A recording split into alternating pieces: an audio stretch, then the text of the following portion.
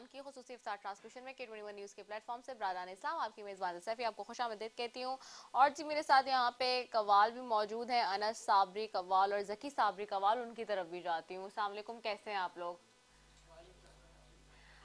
आप लोग कौन सा कलाम आज पेश कर रहे हैं? ठीक है, चलिए।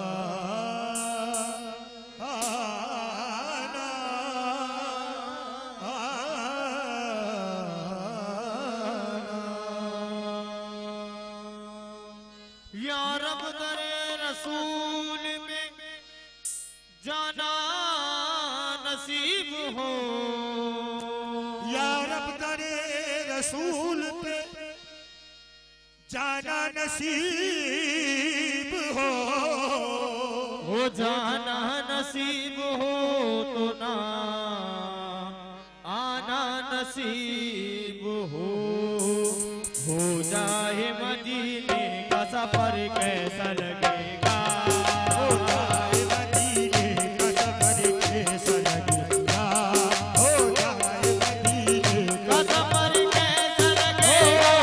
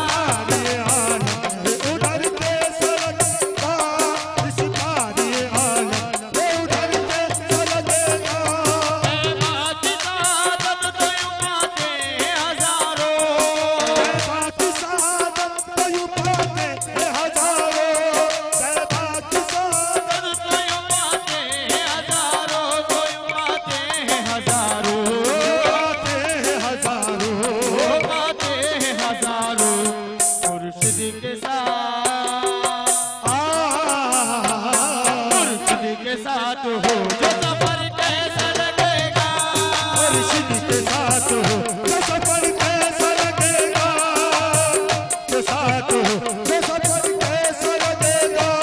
गौसुल वरा से पूछिए बगदाद में जाकर, गौसुल वरा से पूछिए बगदाद में जाकर, गौसुल वरा से पूछिए बगदाद में जाकर, बगदाद में जाकर, बगदाद में जाकर, बगदाद में जाकर, बगदाद से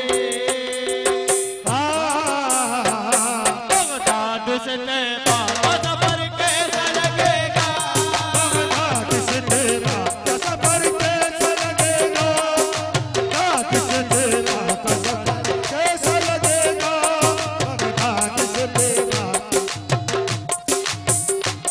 आका हो मेरे सामने मैं उनके सामने, आका हो मेरे सामने मैं उनके सामने, अरे मैं उनके सामने, मैं उनके सामने, मैं उनके सामने, आका हो मेरे सामने मैं उनके सामने, मैं उनके सामने, उनके सामने, मैं उनके सामने कदमों में झुका दूंगा ये सर कैसा लगेगा, कदमों में झुका दूंगा ये सर कैसा लगेगा, कदमों में झुका दूंगा सर कैसा लगेगा।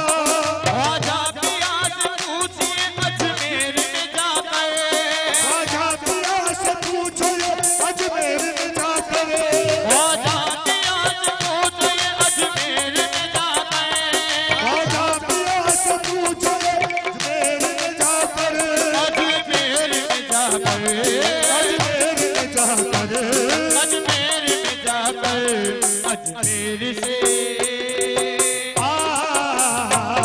अजमेर से तैबा का सफर कैसा लगेगा, अजमेर से तैबा का सफर कैसा लगेगा, अजमेर से तैबा का। आ जाए किसी रोज मेरे घर में शहेदी, आ जाए किसी रोज मेरे घर में शहेदी, हो मेरे घर में शहेदी, घर में शहेदी, हो मेरे घर में शहेदी। आ जाए किसी रोज मेरे घर में शहेदी, मेरे घर में शहेदी, मेरे घर में शहेदी, हो मेरे घर में शहेदी, मैं कैसा लगूंगा, मैं कैसा लगूंगा, मेरा घर कैसा लगेगा, कैसा लगूंगा, मेरा घर कैसा लगेगा, कैसा लगूंगा, मेरा घर कैसा। तारीफ लिखूं मैं तुझे निशाए ज़मन की, तारीफ लिखूं मैं तुझे निशाए ज़मन की, वो शहंशाह ज़मन की, वो शहंशाह ज़मन की, शहंशाह ज़मन की। तारीफ लिखूं जो मैं शहंशाह ज़मन की, शहंशाह ज़मन की, शहंशाह ज़मन की, वो शहंशाह ज़मन की। उसके लिए उसके लिए जिब्रील का पर कैसा लगेगा, उसके लिए जिब्रील का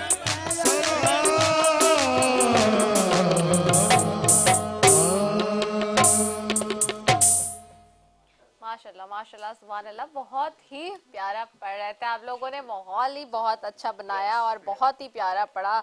अनस साबरी और जकी साबरी कव्वाल हमारे साथ मौजूद है, बहुत ही प्यारा और बहुत अच्छा पढ़ रहे थे, बहुत ही जो है ज़बरदस्त अच्छा पढ़ा।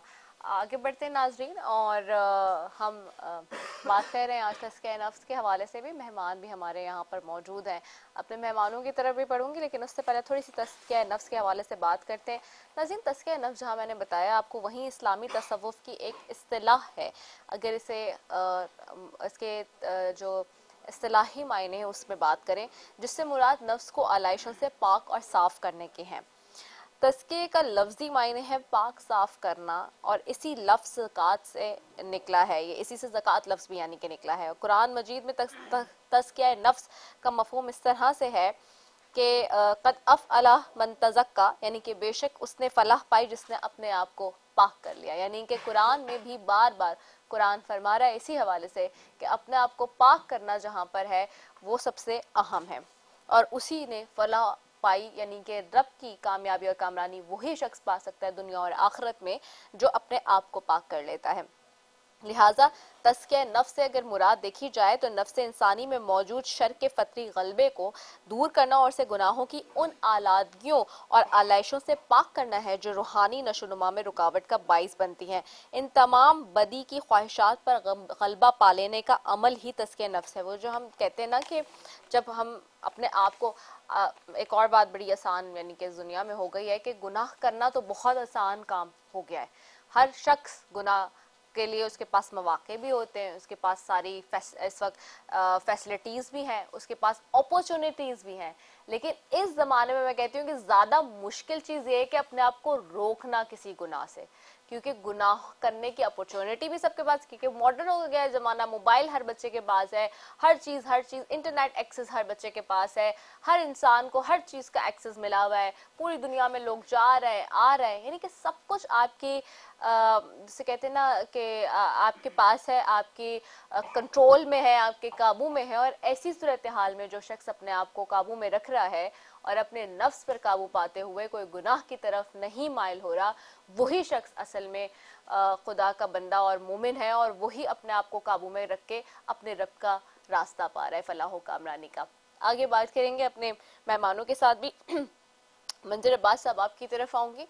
मंजर अब्बास साहब, ये बताएं कि ये जो स्काउट्स में बच्चे आते हैं, हमारे देखने वाले भी जानना चाहते हैं, ये क्या फ्री ऑफ कॉस्ट होता है या फिर बच्चों को कोई स्टिपेंड मिलती है या ये प्रॉपर इसकी सैलरी मिलती है, क्या तरीकेकार है? देखें, ये जो है हमारी स्काउट तहरीक जो है पूरी दुनिया के अंदर मौजूद है और पाकिस्तान के अंदर भी मौजूद है बड़े अच्छे तरीके से।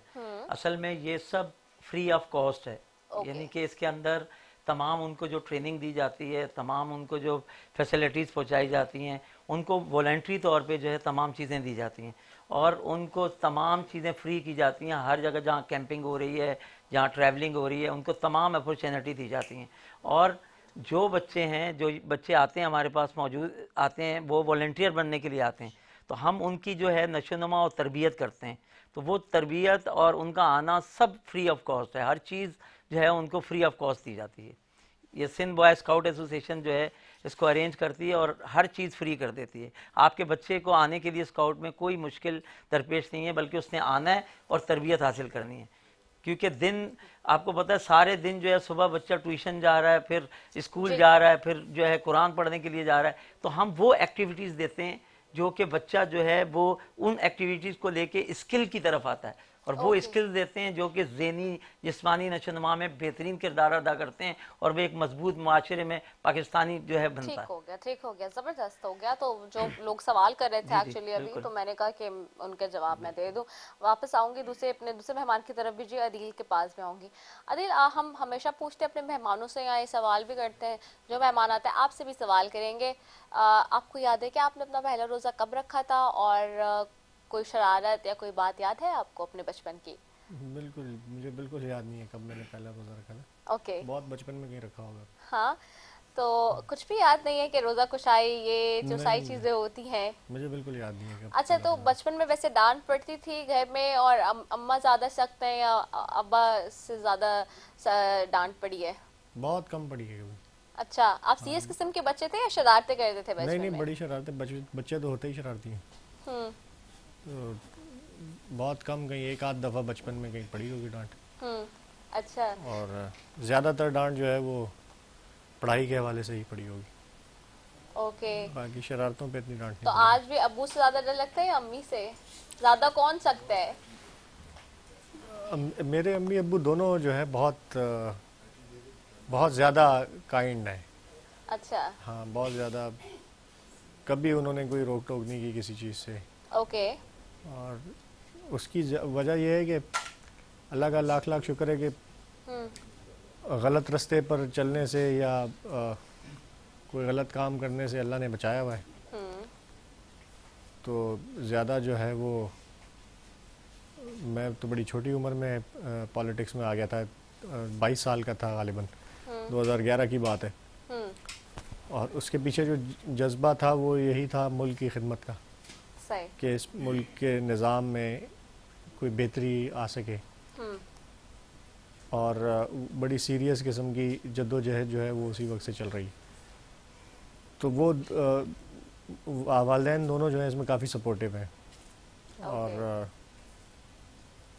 कभी उन्होंने जो है इसको रोक टोक नहीं की किसी चीज़, कभी किसी चीज़ से रोक टोक नहीं की। चलेंगे तो अच्छी बात है।